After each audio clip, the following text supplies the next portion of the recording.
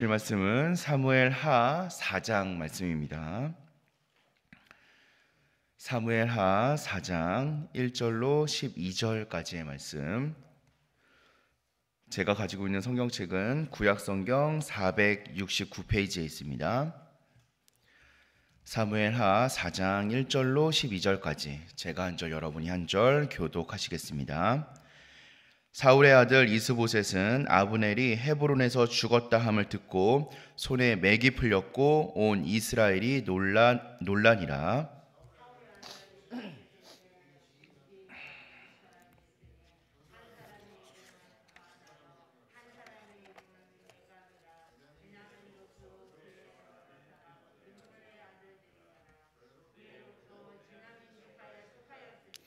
일찍이 부에롯 사람들이 깃다임으로 도망하여 오늘까지 거기에 우거함이더라.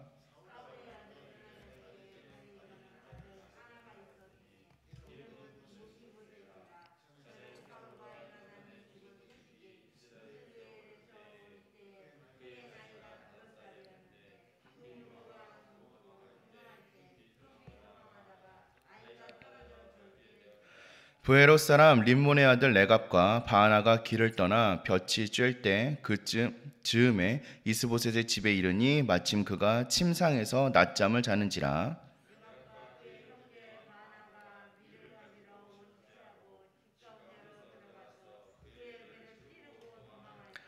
그들이 집에 들어가니 이스보셋이 침실에서 침상 위에서 누워 있는지라. 그를 쳐 죽이고 목을 베어 그의 머리를 가지고 밤새도록 아라바 길로 가.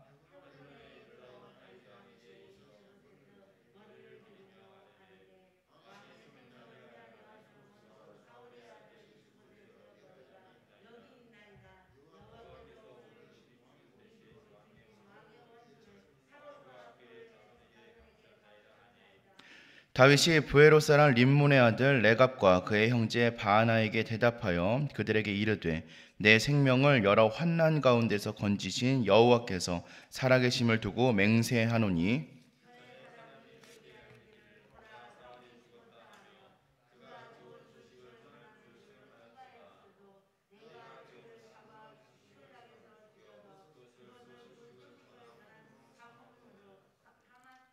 하물며 악인이 의인을 그의 집 침상 위에서 죽인 것이겠느냐. 그런즉 내가 악인의 피 흘린 죄를 너희에게 갚아서 너희를 이 땅에서 없이 하지 아니하겠느냐 하고 청년들에게 명령하매 곧 그들을 죽이고 수족을 베어 헤브론 목가에 매달고 이스보셋의 머리를 가져다가 헤브론에서 아브넬의 무덤에 매장하였더라. 아멘. 우리는 이 세상을 살아가면서 세상의 유혹을 참 많이 받습니다. 어떤 일을 해나감에 있어서 세상의 방법들, 또 세상의 권력들, 또 세상이 말하고 있는 어떠한 길들을 따라가라는 유혹들을 참 많이 받는 것 같습니다. 그 가운데에서도 세상은 돈과 권력을 아주 중요하게 생각합니다. 그래서 우리에게도 이 돈과 권력을 통하여서 많은 일을 할 수 있다라고 이야기하기도 합니다. 세상 사람들은 이러한 이야기에 많이 동의하겠죠. 근데 안타까운 것은 많은 교회에서도 이러한 이야기에 동의하는 것처럼 보일 때가 많이 있다는 것입니다. 하나님의 일, 하나님의 나라를 이루어 가는 데에도 돈과 권력이 많은 부분을 차지하는 것처럼 느끼며 살아가고 또 그렇게 일하고 나아갈 때도 참 많이 있는 것 같습니다. 그러나 우리가 반드시 알아야 할 사실이 있습니다. 하나님의 나라, 또 하나님의 일, 좀 나아가서 우리의 삶은 결단코 돈과 권력과 같은 세상의 것으로는 절대로 바로 설 수 없다라는 사실입니다. 오늘 하루 우리가 붙잡아야 할 것은 무엇인지, 또 좀 더 나아가서 우리의 평생의 삶을 살아가면서 우리가 의지하고 우리가 붙잡아야 할 것은 무엇인지 다시금 돌아볼 수 있는 이 새벽의 시간이 되었으면 좋겠습니다. 오늘 말씀을 통하여서 우리에게 그런 은혜가 있기를 주님의 이름으로 기도합니다. 하나님의 나라는 절대 돈과 권력으로 이루어지지 않습니다. 오늘 본문에서 등장하고 있는 이 아브넬, 또 이스보셋이라는 사람들은 자신의 힘으로 나라를 세울 수 있다라고 믿었던 사람들이었습니다. 그러나 사람의 힘으로 세운 나라를 지탱하는 힘은 맥이 풀리듯이 허무하게 사라져 버리고 말았습니다. 하지만 하나님의 나라는 어떠합니까? 또 하나님의 일들은 어떠합니까? 어떠한 일들을 해나가는 유력한 사람이 사라진다 할지라도, 또 막대한 돈이 없어진다 할지라도 하나님의 나라나 하나님의 일은 결단코 요동하지 않습니다. 왜냐하면 하나님의 일을 해 나아가는 것은 사람의 힘, 사람의 돈이 아니라 하나님이시기 때문입니다. 하나님께서 일을 하시기 때문에 주변에 어떠한 것들이 바뀐다 할지라도 절대 그 일은 흔들리지 않습니다. 사랑하는 성도 여러분들의 삶을 살아가시면서 혹 지금 주위를 둘러보시면 의지할 만한 사람이 있다라고 느껴지십니까? 아니면 반대로 정말 함께 발걸음을 맞추어 나아갈 만한 사람이 없구나라고 느껴지십니까? 여러분들의 삶에 정말로 써야 할 돈들이 너무나 부족하다라고 느껴지진 않습니까? 어쩌면 우리가 이 세상을 살아가는 평생을 통하여서 우리는 주위를 둘러보며 늘 사람이 없구나, 돈이 없구나, 힘이 없구나, 시간이 없구나 라며 부족함을 느끼고 한탄하며 살아갈 수도 있을 것 같습니다.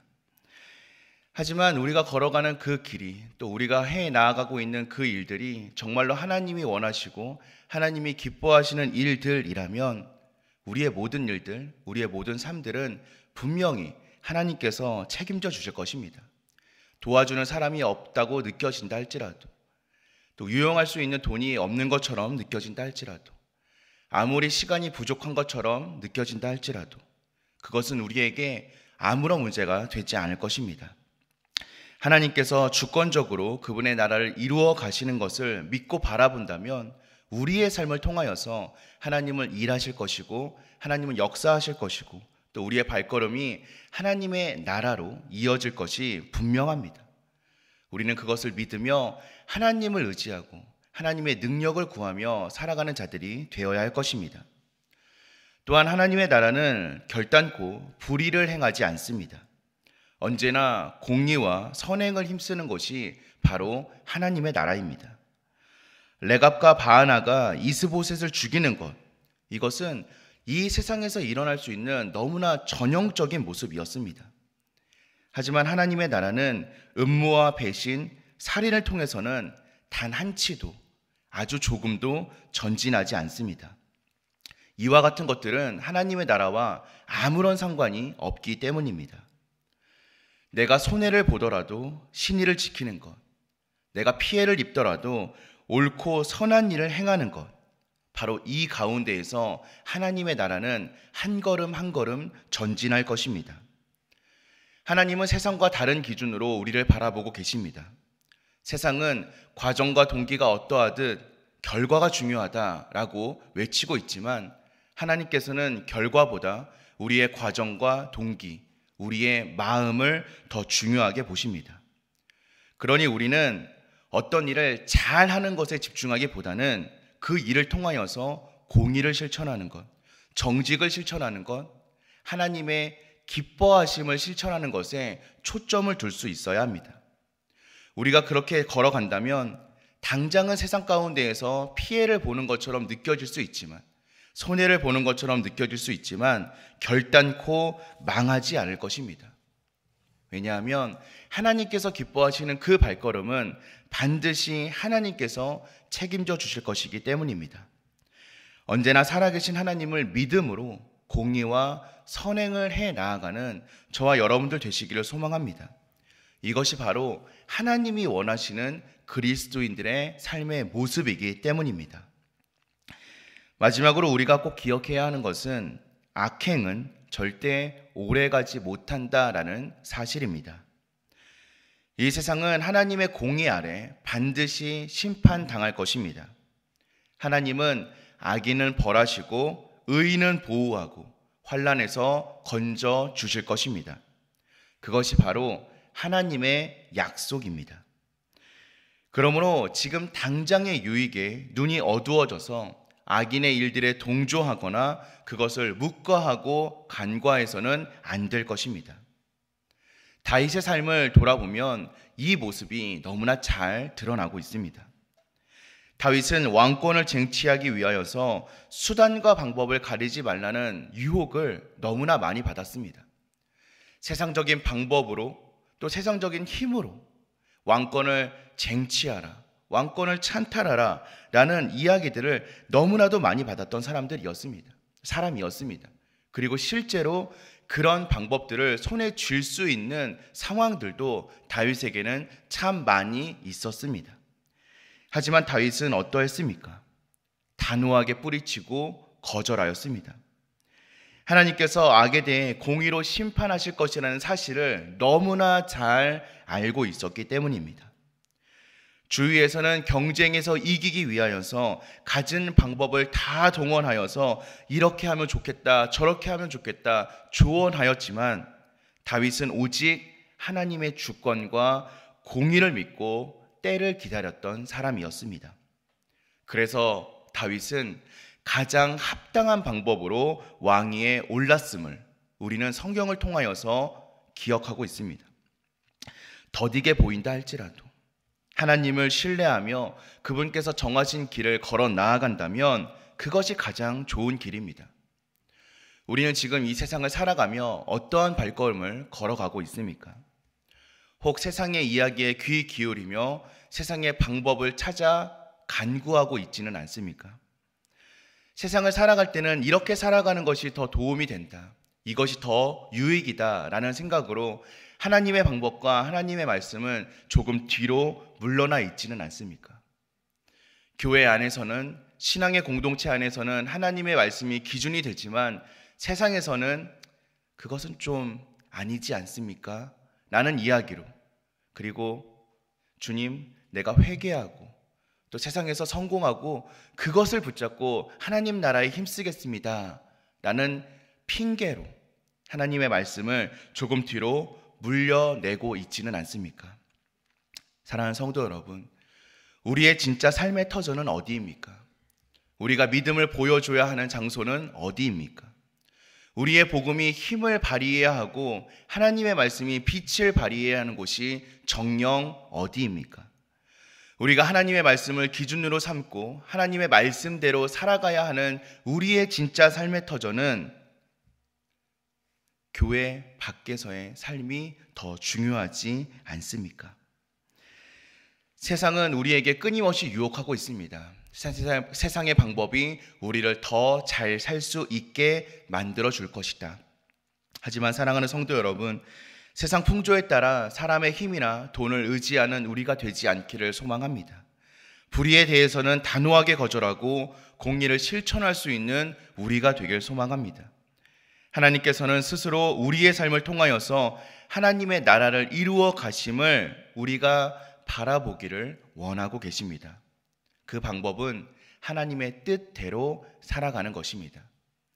믿음의 공동체 안에서 말씀대로 살아가는 것은 너무나 쉽습니다. 하지만 하나님께서 우리에게 원하시는 삶의 모습은 세상 가운데에서 치열하게 싸우며 치열하게 주님의 말씀을 붙잡는 바로 그 모습일 것입니다.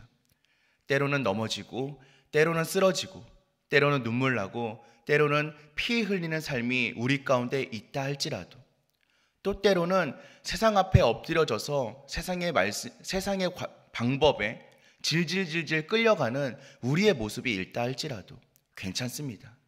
우리가 하나님의 말씀을 붙잡고자 하는 마음이 있다면, 하나님의 말씀을 의지하고자 하는 노력이 있다면, 그리고 우리의 중심이 세상이 아니라 하나님께 붙들려만 있다면, 하나님께서는 우리의 그런 노력을 통하여서, 우리의 발버둥을 통하여서, 우리의 중심을 통하여서 하나님의 일들을 이루어 나아가실 것입니다. 하나님의 나라를 이루어 가실 것입니다. 사랑하는 성도 여러분, 오늘 이 기도의 자리를 통하여서 우리가 그런 자들이 되기를 소망합니다. 주님의 마음에 합당한 자, 다윗과 같이 세상의 방법이 아닌 하나님의 뜻과 방법을 더 중요하게 생각하는 저와 여러분들 되시기를 주님의 이름으로 기도하겠습니다. 우리 함께 기도하겠습니다.